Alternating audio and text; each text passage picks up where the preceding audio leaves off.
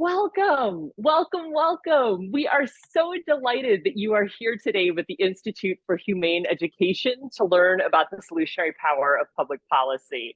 It is such a treat to be with folks who care about writing the next chapter of history the way they want it to be.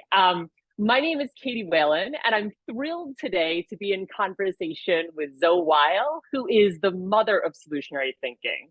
And if that word solutionary is new to you, you are in for a treat. We are going to get into it shortly. But first, I would love for folks to just drop on the in the chat if they have any idea who this is on the screen here. And any guess is a fair guess. Who do you think that might be on the screen there, taking a spin on the trampoline? Oh my gosh! Scott Springer, out of the gates. Gerald Ford, Karen Winter. Oh, you all are good. You are good. Yes. So that is Gerald Ford, leader of the free world, taking a spin on the trampoline at, I believe it's at Camp David. So I'm going to stop sharing my screen right now and tell you why I was sharing that with you. So there's a journalist named David Platts who has a theory that I think, when applied to policy change, is one of the most effective, underutilized strategies out there, which is whomever is having the most fun wins. So as some of you may know, policy change can be long and hard. It took some 10 years to get federal funding for hospice. And so many great policy solutions never came to be because the advocate burned out or got cynical. But fun, which is not fun at other people's expense, can just be a magnet for success. Like, it draws people to us. It refuels us. Folks want to be with the fun person the way everyone wants to sit next to the fun person at dinner. So one of the things Zoe talks about is being a campfire, not a forest fire. And if you think about it, it's like we are naturally drawn to the warmth and brightness of campfires. Like, campfires build movements. But if I get hijacked by my anger over the world's brutalities, and the reality is there are so many, I can become a forest fire that folks run from and leaves destruction in its wake. So campfire fun is also pretty memorable. So when I worked in Congress, there was a group that came to Capitol Hill made up of folks who had been attacked by sharks who were pro saving sharks. So many other groups I've forgotten about, but not this one.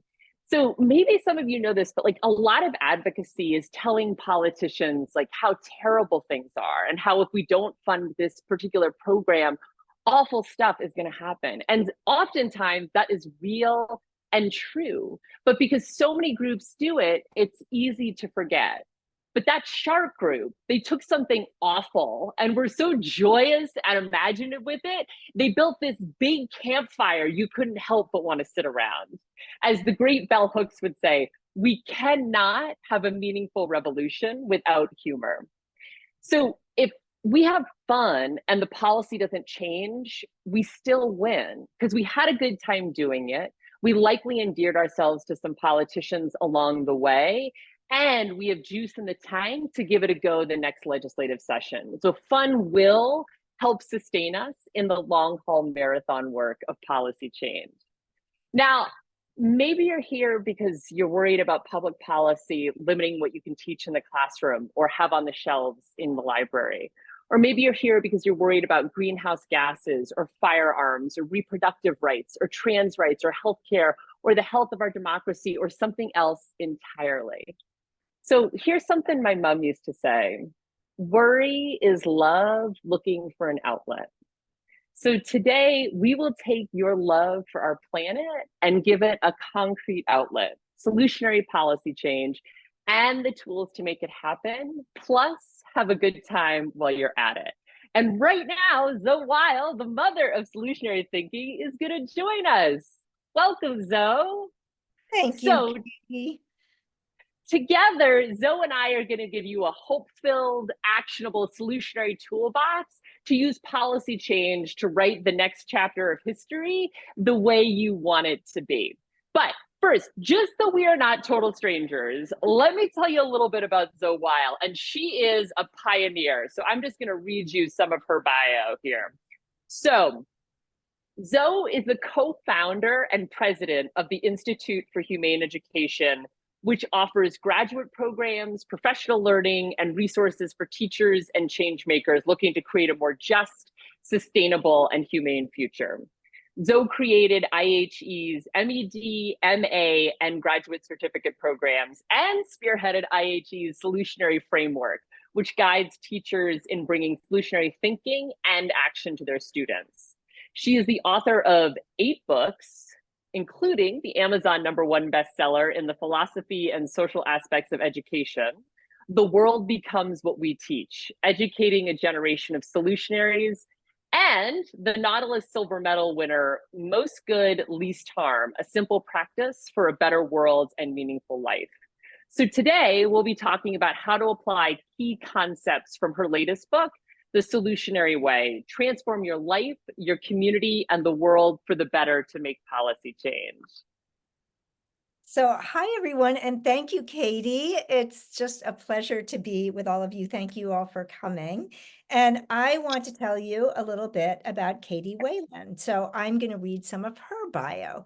So she was a staffer in Congress for 6 years, starting in the Senate and ending as senior foreign policy advisor for a senior member of the House Appropriations Committee. She served as communications director for the Maine Democratic Party and did communications and operations for one of President Biden's global climate initiatives. Caitie co-founded a school in India with a community of lower caste musicians and ran her own creative writing and teaching venture. She graduated from Brown University and was a member of Brown University Women's Leadership Council, where she co-chaired their Diversity, Equity, and Inclusion Advisory Group. She's a Truman Scholar for Public Service and founding chair of the American Foundation for Suicide Prevention, Maine Chapter's Public Policy Team, and she writes, Policy is for Lovers, a friendly newsletter for good policy change, and I love this newsletter, so you're going to want to sign up. Thank you, Caitie. Oh, thanks, Zoe. So let's walk through what we'll do together today. So we're going to start off with some good grounding framework. So first, what is a solutionary? And why should they give a hoot about policy? Like, isn't that all that kind of depressing political stuff that's making the news so nasty? Then we're going to talk about how to apply the solutionary framework to policy change using the 4 steps of the solutionary way. So identify, investigate, innovate, and implement. And then we're going to wrap up with your questions. So along the way, we'll tell some good stories, we'll dispel some common policy myths, and then we're going to turn you back into the wild with all kinds of solutionary tools to write the next chapter of history the way you want it to be. So let us begin. Zoe, what is a solutionary? So a solutionary is somebody who can identify unsustainable, unjust, and inhumane societal systems and then transform them in ways that do the most good and the least harm for people, for animals, and for the environment. Now, out in the world, a solutionary does things that are similar to what a lot of you here today already do. So they see inhumane, unsustainable, and inequitable systems that are causing problems. They recognize that problems don't exist in isolation. They seek the perspective of all stakeholders, and they focus on solutions that do the most good and the least harm for everyone. So, Caitie, given that Congress barely seems to do anything, why should solutionaries care about public policy? So, all right, this is a great question. I think there are 3 reasons why public policy matters to solutionaries. So number 1, nearly everything in our life is shaped by public policy. So I'm guessing some of you have probably had a glass of water today. So what can and can't be in our water is shaped by clean water policy. I've certainly had something to eat today, maybe several things to eat today. So what can and can't be in our food is shaped by food policy. So that's things like lead, cadmium, and arsenic. I'm guessing probably some of you maybe have biked or bused or walked or driven on a road today. So that road is shaped by transportation policy. So for many of us here in North America, the day is still fairly young, and already public policy's fingerprints are all over it, to say nothing of education policy shaping what we can and can't teach in public schools here in America, or zoning policy shaping who gets to build what where, patent policy shaping how much we pay for our medications. So if nearly everything in our life is shaped by public policy, that means it can be reshaped by public policy if we know how. So here's the second reason why. Solutionaries are not interested in window dressing. They're interested in systems change. And most systems, from healthcare to education to housing, boil down to public policy. So if we want to change systems, it helps to know how to change the policy underlying them. And so here's the third point, Zoe, and this speaks exactly to something that you raised. It is totally true that the United States Congress is only passing 2% of bills. But Congress is not the only policymaker around. There are state legislatures and city and town councils putting up way more impressive numbers. So the Wisconsin state legislature passed some 14% of bills in the last legislative session. My own Maine state legislature, I think, passed like 37% of bills in their last legislative session. I mean, in part because Congress is passing so few bills, more and more decisions are being made at the state and local level on high octane things, from like trans and reproductive rights, gun control, and emission standards. So thank you for that. That makes me feel more hopeful. So I want to get into the 4 phases of the solutionary process that I describe in the Solutionary Way, with an eye toward having them apply to public policy. So the first phase is identify. Can you talk about that?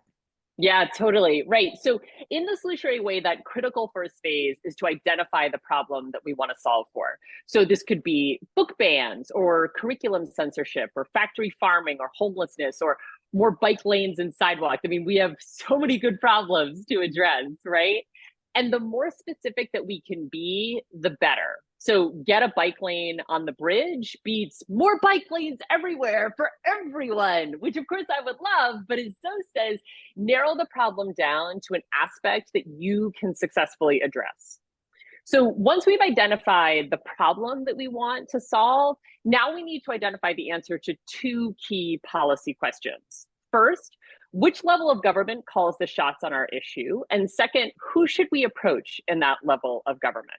So when I worked in Congress, sometimes folks would reach out to us and ask us to do something about the DMV's wait time or the death penalty or school book bans.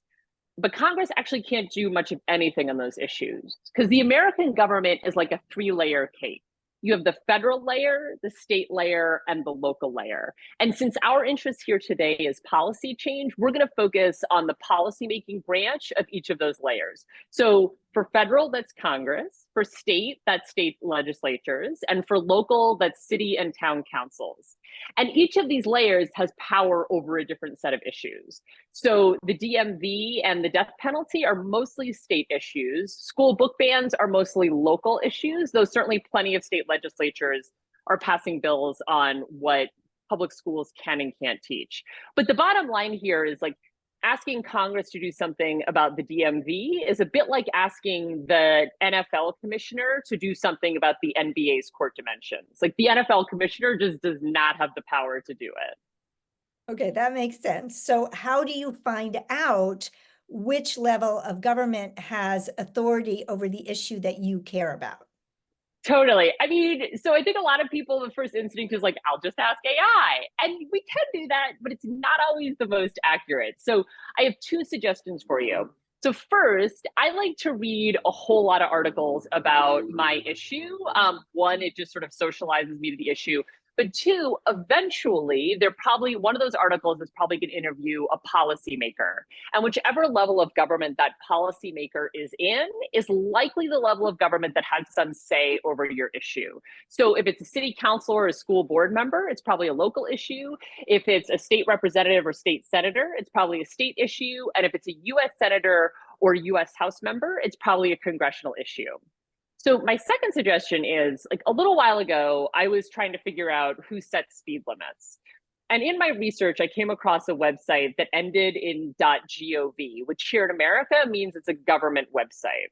So I clicked through, and it turns out it's the Maine Department of Transportation, which actually has a fair amount of say in how speed limits are set. So if in our nosing around, we come across a government website, click through, and if that website has some bearing on your issue, then that's possibly the layer of government that has some say over your issue. Now, I do want to offer a little pro tip here, which is there are going to be some issues, like say abortion and guns, that are legislated on by a few levels of government. So for abortion and guns, that would be state and federal. If that is the case for your issue, I would choose the layer of government that is closest to home for you. So for abortion and guns, that's going to be your state legislature. So why is that? So it boils down to how many people a politician represents. So generally speaking, the fewer constituents a politician has, the more accessible they are because they have fewer constituent demands on their time. So United States senators represent entire states. US House members represent about 750,000 people, but my state House representative only has about 9,000 constituents. So he's quite a bit more accessible. So now that we know kind of which level of government has some key power over our issue, we need to figure out who we should approach in that level of government. And the answer here is wonderfully simple: our legislators. So we each have 6 legislators who represent us, unless we have folks here from Nebraska, where you have a unicameral legislature, in which case you have 5 legislators who represent you. So for the rest of us, we have a city or town councilor, we have a state representative, we have a state senator, and sometimes these names will vary. Maybe it's General Assembly, and we have a General Assemblyman, woman, or person. And then we have a US House member, and again, they have 750,000 constituents, and 2 United States senators, and they serve the entire state. And legislators are beholden to their constituents. So they depend on their voters to get elected, which means they want to keep their voters happy so they can get re-elected. So it's probably not a great use of our time to reach out to Senate Majority Leader Chuck Schumer from New York if we live and vote in Montana, or US House Speaker Mike Johnson from Louisiana's 4th Congressional District if we live and vote in Alabama. So basically, the bottom line is reach out to the politicians who represent you. Yes, for our purposes, absolutely. So if it's a congressional issue, go to your US House member because they represent fewer people than your US senators. There are a couple of exceptions to this in really small states with very small populations, but for the most part, that's going to be right. If it's a state issue, I would start with your state representative because they represent fewer people than your state senator. Now, the one exception to this is if your senator is a champion of your issue. So let's say I really care about saving piping plovers, which are a really sweet shorebird that are threatened because of habitat loss. If my senator is a big environmentalist, but my House member much less so, I'm going to go right to my senator. Now, for local issues, I would recommend reaching out to the city or town councilor who represents the district of your city or town. Okay, so I'm not saying it's me, that I don't know the answer to this question. Asking for a friend.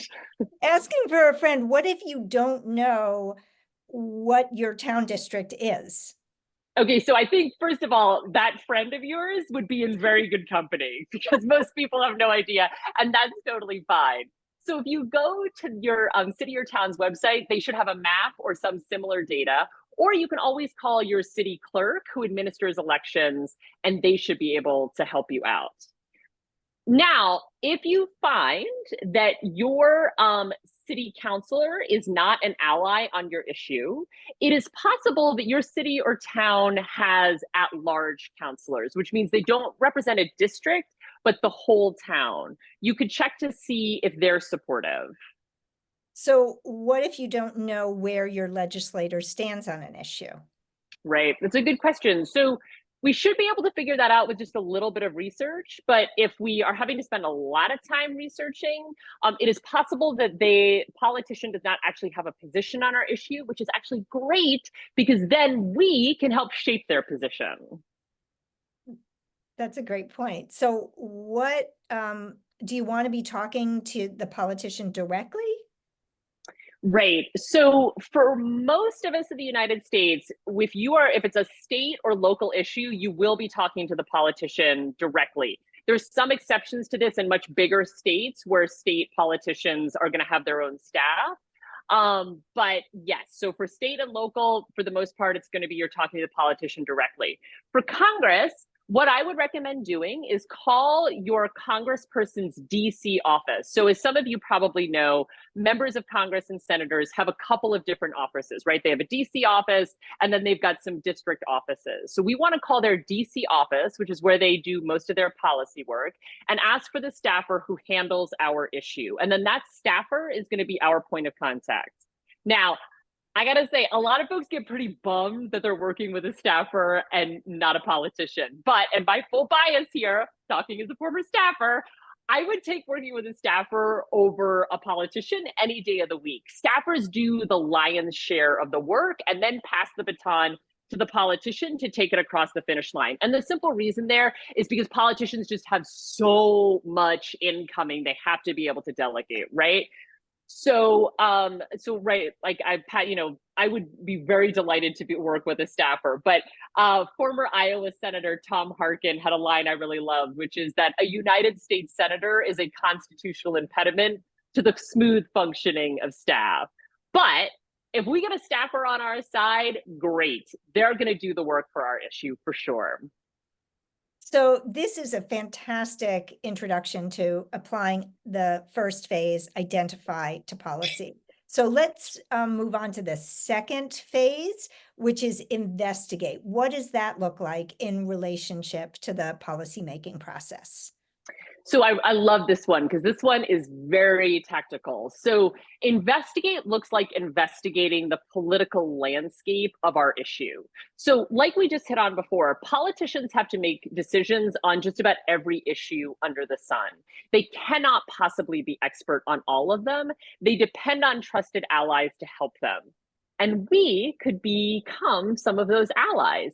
And to do that, it helps to investigate the answer to two key questions. First, what has our legislator done on this issue before? So I worked for a senator who had run a local Habitat for Humanity. So if you came to talk to him about homelessness but didn't know that data point, you wouldn't come across as super informed. So the reason to answer this question is twofold. First, we want to find out if our legislator is a friend of our issue, maybe not a friend of our issue, or doesn't have a position. And then second, we want to try to use their position to our advantage. So if they're a friend, we can thank them and then use our issue to build on their good work. So I had a meeting with the senator's office about suicide prevention, and I'd done a little bit of homework beforehand, and I was able to start that meeting by thanking the staffer for his boss's support of a bill on 988, the crisis hotline. Starting a meeting with thank you is both super friendly, but it also signals that we're the kind of people who do our homework. Now, if the legislator is not on the same side of an issue as we are, it is possible we might be able to help them see it in a new light. It's possible. But like we hit on before, if they don't have a position, this is terrific. They're a blank slate and we can help shape that position. So how would you find out their position on an issue? Yeah, I mean, so I like to do a couple layers of investigation. So the first is really, really basic, just a general search of the legislator and our issue. If that doesn't turn anything up, then I would do a deeper layer of investigation, which is a search of our issue and the legislature that the politician serves in, right? So if it's Congress or a state legislature, or the city or town council, to see if that legislature has taken any votes on this issue. And if they have, we can click through and see how our politician voted. If that doesn't yield anything, we can always check to see if the politician's political party has a stance on our issue.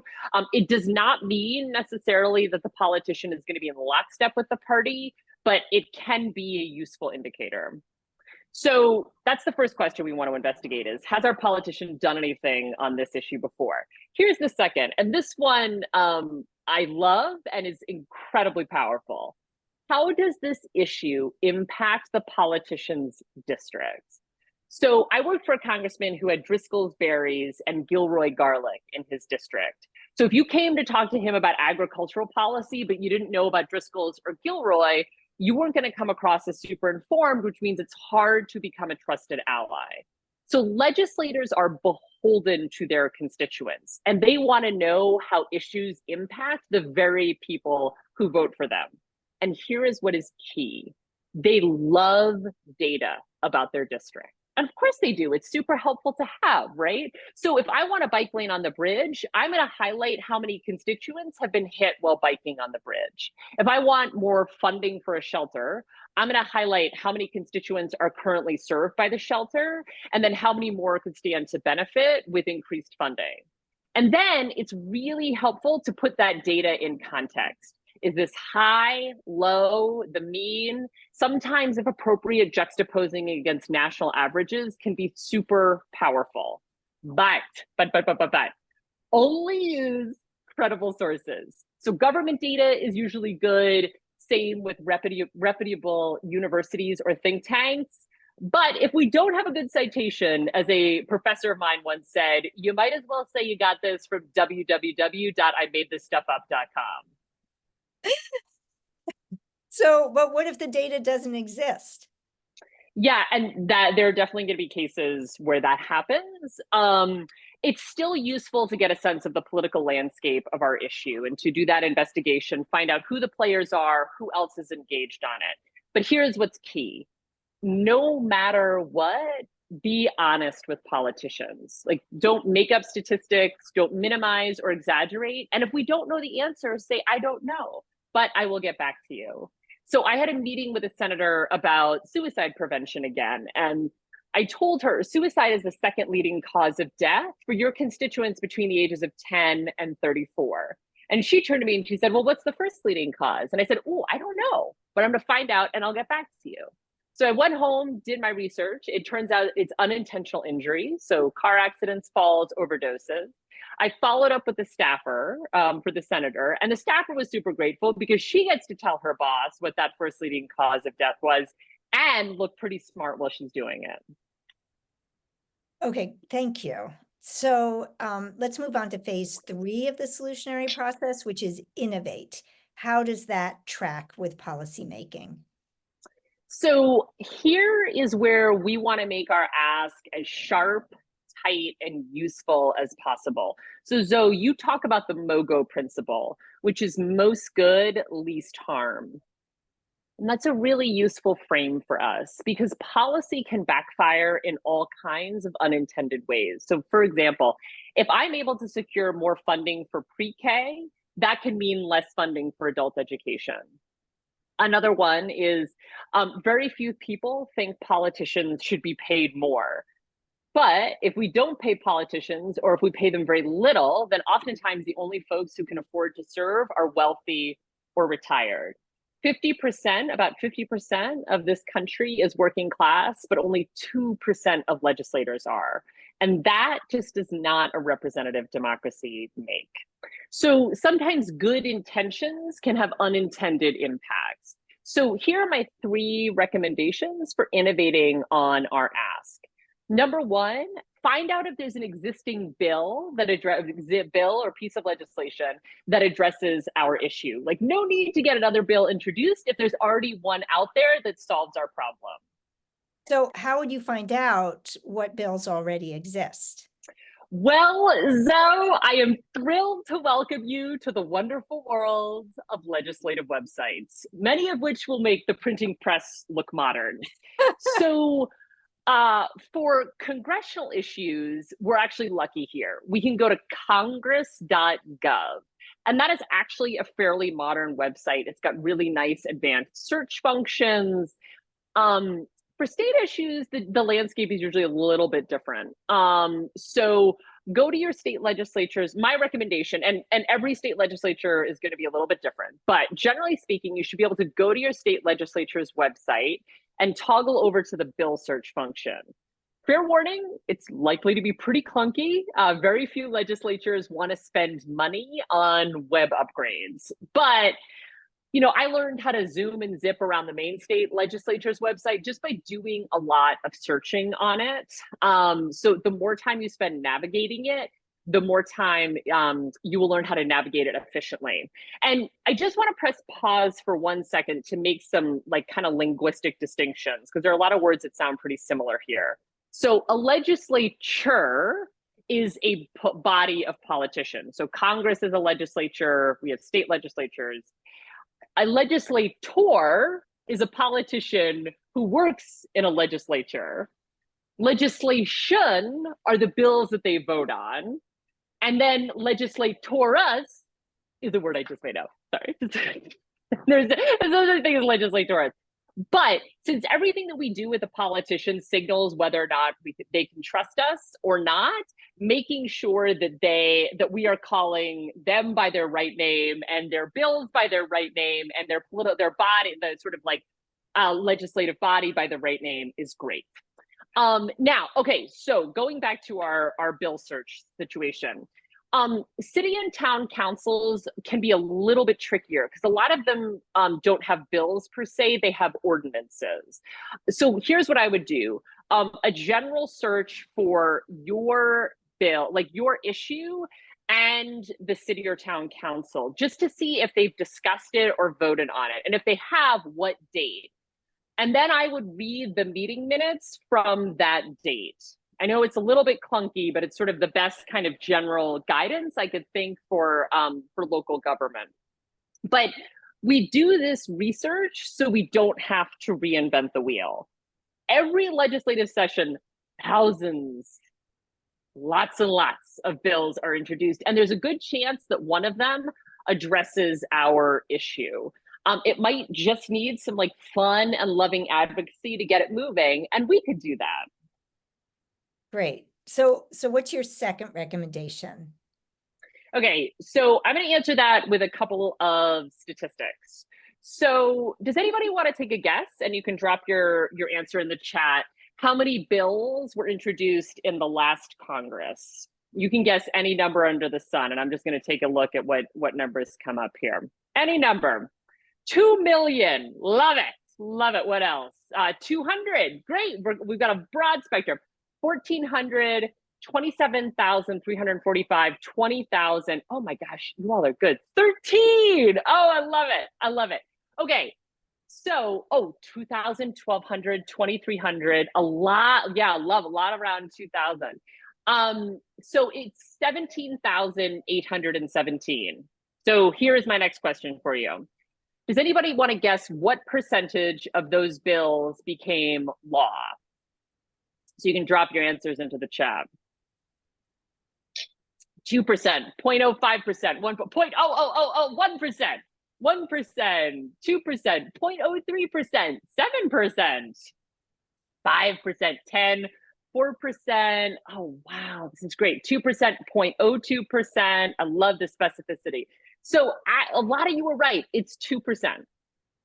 So it's 365 bills out of 17,817. So here's what that means. Any politician can introduce a bill. So as an aside, if a politician says, oh, don't worry, I got a bill on that, having a bill is lovely, but it doesn't actually mean that the bill is going to become law. So if any politician can introduce a bill, it's a different kind of politician that can get that bill across the finish line. So here is my second recommendation for innovating on your ask is if you find a bill that addresses your issue, the question to ask, or the question that I think would be great to ask the bill sponsor, meaning the politician who introduced that bill, is how can we help you get that bill moving through the legislative process? Because that's how a bill becomes a law, is it moves through the entire legislative process. So here's my third recommendation. If there is not a bill that addresses our issue, reach out to your legislator and ask for a conversation to discuss your idea for a bill. Okay, so why a conversation? Why not just make the ask to introduce the bill? Yeah, totally. I mean, we could do that, but ideally what we want is the politician to have some ownership over the bill, because that increases the likelihood that they're going to put their back into getting it across the finish line. So asking them what they think builds a little bit more ownership than just asking them to do what we want. And here is how I would think about framing that conversation. So there's a problem that I think a bill could solve for X, Y, and Z reasons. What are your thoughts on that? So this gives us a sense of not only their thinking, but also their understanding of the issue, as well as maybe some political intel on that issue.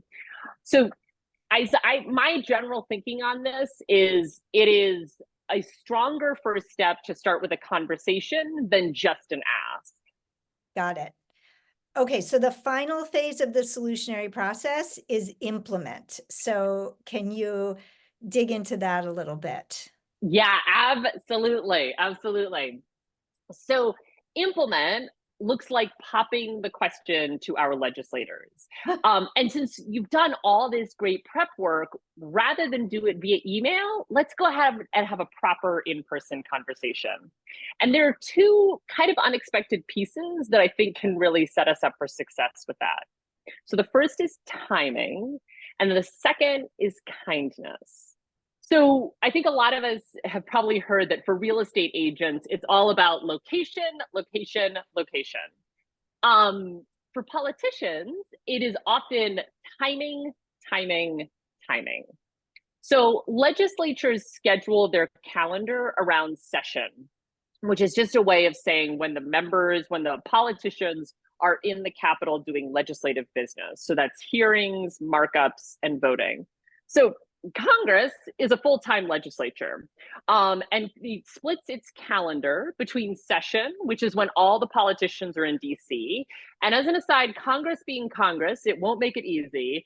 The US House and the US Senate have different calendars. Sometimes they're in session at the same time, sometimes they are not. But just hold that in awareness when you think about Congress passing 2% of bills. So if we are reaching out to a staffer who works in Congress, the best time to reach out to them, the time when I, as a staffer, was the most responsive, was when my boss was not in DC. Every congressional office breathes a little bit easier when the top banana is back home. And to find out when they are and aren't in session, you should be able to Google that and figure that out pretty easily. If it's the House side, or if it's a staffer over in the US House, you want to check the US House calendar. If it's a staffer in the US Senate, you want to check the US Senate calendar. It is true that Congress can change its calendar on a dime, but for the most part, those calendars are going to stay fairly accurate. For state legislatures, the vast majority, over 40 state legislatures, are part-time, meaning they are not in session the entire year, like my own Maine state legislature, or in some cases, they're only in session every other year, like, for example, Texas and Montana. So if your legislature is in session, my favorite time to reach out is when the legislature is sort of on a weekday early in the session, ideally when the legislature is not in session. So why is that? Okay, yeah, let me unpack that. So this might shock a lot of you to hear, but politicians are often professional procrastinators. So all of the trickiest bills get punted to the end of the legislative session, which is when it can be trickiest to get a politician's attention. And my particular preference for reaching out on a weekday when they aren't in session is just sort of respect, right? It's just like, I'm not reaching out on a weekend, I'm reaching out on a weekday. That's my own particular preference. So if your legislature is not in session, and for folks here in the US, I'm guessing the vast majority of our legislatures are not in session right now, this can be a great time to reach out and start a conversation to lay the foundation for collaborating in the next legislative session. For city and town councils, like a lot of them don't have session per se. They might meet bi-weekly, like my own town council or more regularly in the case of bigger cities like, say, New York. But a quick search should be able to tell us if and when our legislature, that layer of government, is meeting. Now, one note, if we are reaching out during an election year, like this year, and if our politician is up for election, and if it's a competitive race, we might have a hard time getting their attention until after a certain Tuesday in November, which is November 5th, by the way, that's election day. But I'll just tell you as a little anecdote. So because a lot of legislatures are part-time, a lot of legislators, like state legislatures, are part-time. A lot of legislators have other jobs to pay the bills. So I was driving a state senator to doors a little while ago in a very competitive race. And his time is, he's doing that, and then he's got his work. And so if you don't hear back immediately, that's all, particularly during election year, that's totally normal. Okay. What about kindness? So yes, thank you, Zoe. So that's the timing piece. I took us on a little bit of a detour, but I think it was useful. So that's the timing piece. Now to kindness. So you don't often hear the words kindness and policy in the same sentence together. So when we lead with kindness, not only is it the right thing to do, it's also super memorable because it's so rare. And it signals to politicians and their staff that folks who care about our issue are good and kind and easy to work with, which can go a long way towards becoming a trusted ally. So for our purposes, kindness has two components. First is brevity. Specifically, keep our emails and our meetings brief. So legislators and their staff have 101 things coming at them almost all of the time. Our email is more likely to get a response if it can be read on a smartphone screen without having to scroll that much. And our meeting is more likely to be a success if we can keep it to a tight 15 minutes. I will also say too, even just signaling at the start of the meeting by asking how much time do you have can be such a powerful act of kindness and respect. I do that all the time. And actually, I think folks sometimes will give me more time because I've signaled a little bit of respect for their time. So I worked for a member of Congress who had dyslexia, and that meant that our emails and our memos to him had to have more white space than text. And I realized that's just generally a kinder and gentler form of communication anyway. I mean, it's not always the easiest. Mark Twain supposedly has a line that says, "I didn't have time to write you a short letter, so I wrote you a long one instead." But generally speaking, the shorter our emails, the more likely to get a response. And then here's the second component of kindness, which is gratitude. So I like to start every email and meeting with a thank you, ideally for the legislator's prior work on our issue. Thank you is such an incredibly hospitable welcome mat to start a conversation. Even if we agree with very little that the politician stands for, thank you can create the conditions for finding a sliver of common ground. So I had an experience recently. I was talking with a staffer who told me about a gun control group that came to his office to demand a slate of really progressive gun control measures that were never going to fly in the politician's very rural, very conservative district. The staffer said they could have come and thanked us for this one gun control measure we do see eye to eye on, and then use that as a launching pad for further collaboration. But instead, they came and demanded and demanded and demanded. So I will not be working with them again, the staffer said. So thank you can create pathways for collaboration that would never be there otherwise. What is so striking to me is we are building the world that we want to live in the building of it. If we build it with kindness and the bill dies in session, the world is still just a little bit kinder for our efforts. And we likely have an open door to approach the politician in the next legislative session to collaborate on our bill because we were so pleasant to work with. So we are just about done. We want to make sure we leave a lot of time for your questions, but I want to wrap up with this thought, which is here in the United States, our democracy depends on solutionaries like each one of you knowing how to make good policy change. To do that, I would highly recommend that you pick up a copy of Zoe's Solutionary Way. It is a hope-filled, actionable toolbox filled with ways to write the next chapter of history the way you want it to be. We have only begun to scratch the surface of what is in that book. And now we want to make sure, though, before you go and buy the book, or you could go and buy it right now, that we open it up for your questions so you have all the tools that you need to get going on your solutionary way. So feel free to just drop your questions in the chat, or I see there's also a Q&A function. So whatever tickles your fancy. And one thing I will underscore, there are no stupid questions, none whatsoever. I know probably for some folks, this is somewhat new terrain. So you feel free to ask us just about anything. Let's see. All right. Okay. So here is one question. Given that we have so many international folks on this call, which we do, and we're delighted you're here, I wonder if you could speak to some of the governmental structural differences in other countries. I don't expect you to have all the answers. Well, that's really good. I wish I did. But in other structures, who are the key people we need to engage with? So that is a fabulous question. And the question I would start with is the one that we hit on in that first step of the solutionary way, identify, which is try to identify which level of government has power over our issue. Because there are a lot of, American federalism is that three-layer cake, which means power sharing between federal and state and local governments. So in plenty of other governmental structures, I think there can be power sharing. It might look a little bit different, but try to identify which level of government has that power over the issue that you care about.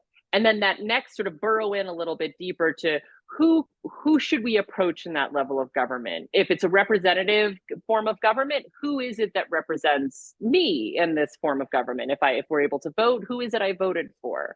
That would be kind of my general recommendation. But I would say by way of saying, I'm so grateful you're here. I wish I knew more about all the different forms of governmental structures, but I still feel like a total newbie in the one that I worked in the United States. Let's see. Would data help local politicians see the systemic impact of local actions? Yeah, I think so. I mean, I'm sort of thinking about this like generally. I think the key piece that I would come back to is we want to make sure it is reliable data, and it is credible data that is like rock solid. If we use data that is actually not rock solid, we can diminish our credibility with the legislator, which reduces the likelihood of being a trusted ally. So finding that rock solid data, which by the way, doesn't mean the data won't change. Like I think a lot of data sets will change over time, but finding data that that is pretty unimpeachable in terms of its accuracy. Does the election calendar affect timing too? Oh, you bet it does. You bet it does. That's such a great question. All these are great questions. So maybe you have noticed, if you're here in the United States, that the United States Congress has adjourned right now. And they are, first of all, that's normal. August recess happens every single year. But Congress is not really going to be passing much of anything when it does come back in September between then and the election. And there are a variety of reasons for that. But the primary thing that they will be passing is government funding. And if you've been following the news, that's sometimes a real challenge. But oftentimes in election years, those are I want to choose my words thoughtfully. Those are lighter legislative years. So there is not as much stuff that is passing. And that can be true for state legislatures. So my own state legislature here in Maine only meets for a couple of months on even numbered years, which are usually sort of state level election years, and then meets for a longer session in odd numbered years, which are usually not state level election years, though maybe there's a special election. So yes, election years significantly impact the timing of what legislatures are up to. So for example, like oftentimes those state legislatures that meet every other year, like Texas and Montana, I think usually the year they meet is not a state election year. So I think they meet on odd numbered years. Don't quote me on that, but that tends to be the pattern. Are there legislators who follow this approach in their roles to government? Good question. I'm thinking this approach means the solutionary approach. And Zoe, I will open that up to you if you know of you've been in conversation with legislators or their staff about sort of bringing the solutionary way into their practice.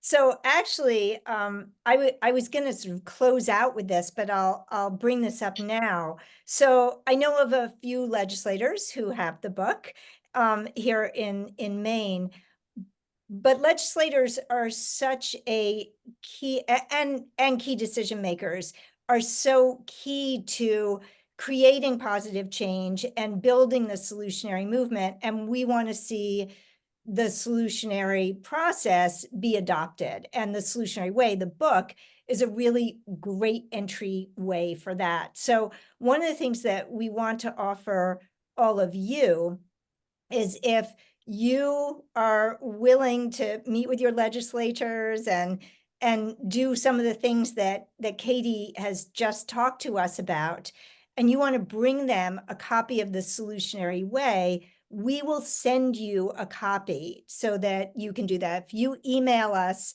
at solutionaryway@humaneeducation.org with your address, if you're in the United States, this is for the United States, we will send you a copy to bring to them. And what we ask in return is that you take a selfie, either a photo or a video of giving them the book, and you post that on social media, and you tag us at Humane Education, and you use the hashtag Solutionary Way, so that we can build this movement and this momentum, because we know that public policy is such an important method for creating positive change. And as long as I'm talking, I did notice a question about students. How do we bring this to students? And here's the really wonderful thing, is that while students before their age 18 can't vote, they can absolutely participate in public policy. They can do all of the things that Totally. Caitie has just recommended, and they will be really knowledgeable when they're able to vote, and they can influence change. I mean, Caitie, am I wrong? But about this, I suspect that legislators really find it powerful when young people have done their research and they come in and they want to express their voice. And I think legislators want to hear from them. Is that true? Oh, I think that's absolutely true. I think it's 100% true. And I just want to piggyback on a couple things Zoe said. When you bring a copy of the Solutionary Way to your legislator, I would highly recommend like tabbing a couple of, this is my cat who just loves the limelight, like putting tabs on a couple of sections that you really want them to read, and to say like, these are the, if you can't read the whole thing, here are the parts that really pop for me and I think would be useful. The other thing is, if you feel nervous about contacting your legislator, I want to offer just a few sort of bits of advice. So like we discussed, Congress is only passing 2% of bills, which means more and more decisions are being made at the state and local level. And yet, here in the United States, only 20% of Americans can name their state legislators. So we have folks who are making decisions on guns and abortion and emission standards and classroom standards. And a lot of people, 80% of Americans, have no idea they even exist. So most state legislators never hear from their constituents. But you know what? If they don't hear from their constituents, they sure hear from lobbyists and special interest groups. So a lot of state legislators love hearing from their constituents, whether kids or adults, particularly folks who are kind and respectful, who've done their homework. We deserve to have a seat at the policymaking table because, like Zoe said, like policy is so foundational to both the present and the future of our lives. And here are folks who are, they call state legislatures the laboratories of democracy. And we oftentimes have much easier access to them than we realize. But first, we need to know who they are, who those 6 legislators are. And then we can reach out and bring a copy of the Solutionary Way and put some tabs in it for the areas that we really want them to make sure they know about. So, okay, a couple other questions. Is there any situation where email or a Zoom is preferred to an in-person meeting? Is there boilerplate language to use in meetings or in emails? Super great question. I would defer to what the politician or staffer says. One situation where that might be the case is if you live in a really, really big district or a really, really big state and your legislator is like, or the staffer is like way too far away to have a meeting, then I think I would, offer Zoom or a phone call, though I think Zoom is great just to kind of like further build a little bit of trust. And I don't think some people would say, yes, there is boilerplate language. I would say, I don't think there is, but the framework that I would think about is I like to start with a thank you, even and maybe especially if I don't see eye to eye on the politician.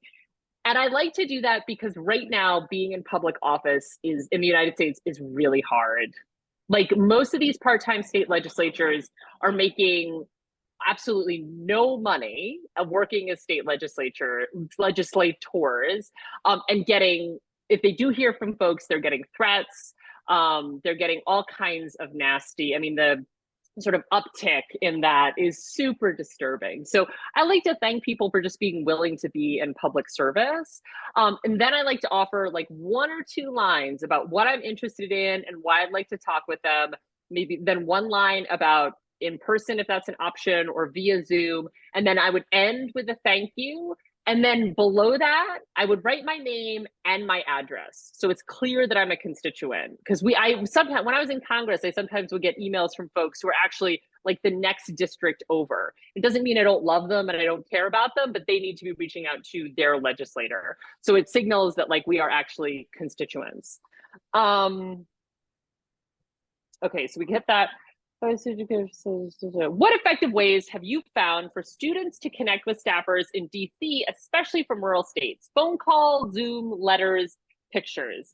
Oh my gosh, what a lovely question. And I'm aware we're at time, so I'll answer this super quick, Zoe, and then I'll turn the mic back over to you. So I actually think rural legislators in rural states in particular love to hear from constituents. That's a generalization, but you can think about it a couple ways. If there's a particular issue that you're concerned about, and it is in fact a congressional issue, right? It's not, we figured out that that's the level of government that calls the shots. You can always call their DC office and ask for the name of the staffer who handles the issue. And then you could write them a really sweet, nice email asking for a meeting. And I have to tell you, as a staffer, few things would make my day more than having a Zoom call with a bunch of kids. Like that would just be such an injection of like energy and joy into my DC day. But that's one approach. You could also look online and see if you can Google around and find out who the staffer is that handles the particular issue that you care about and send them an email. But I think email for a lot of staffers, every staffer is different, but email tends to be easiest because they can digest it. I think there are some staffers right now who are a little concerned about just taking a cold call if they're not expecting something, just because there's so much incoming right now. But that's how I would think about that. All right, with that, I'm going to turn it over to Zoe for the final word. It's been a joy to be with all of you. Thank you for your time so much. Oh, Caitie, thank you so much. Your energy is so infectious. Like I just want to, run into Ellsworth, Maine right now and like talk to everybody who has decision-making power. And I just want to thank all of you who attended this webinar. And this is one of other solutionary focused webinars that we plan to offer. So stay tuned, stay on our mailing list, join our Circle platform where we bring community together. Let us know if you want a copy of the Solutionary Way to bring to your legislator. And if any of you want to support webinars like this, we're offering them free, as you can see. Feel free to donate to us and support the continuing work of building a solutionary movement so that we can build a just and sustainable and peaceful and humane future for everyone. Thank you so much.